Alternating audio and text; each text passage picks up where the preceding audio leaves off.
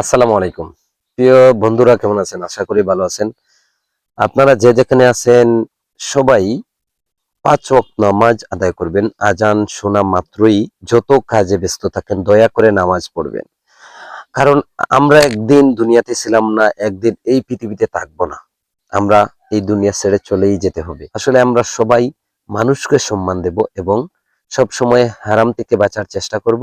হালাল উপার্জন খাবো এবং একটা প্রতিজ্ঞা আল্লাহর কাছে সব সময় করব যে আমাদের এই পেটে যেন হারাম কিচ্ছু না যায়। এই প্রতিজ্ঞা যদি আমরা প্রত্যেকেই আমরা করতে পারি তাহলে দেখবেন আপনার সামনের পথ চলা অনেক সহজ হয়ে গেছে। আর যারা হারাম জিনিস খায় তাদের পথ অনেক কঠিন হয়ে গেছে। আমরা সব সময় আলেমদেরকে সম্মান করব এবং ৫ ওয়াক্ত নামাজ পড়ার চেষ্টা করব এবং মা বাবাদের খেদমত করব এবং দান খয়রাত করার চেষ্টা করব সাধ্য অনুযায়ী। ভালো থাকবেন, সুস্থ থাকবেন। আসসালামু আলাইকুম রহমতুল্লাহ। দেখা হবে আরেকটি ভিডিওতে।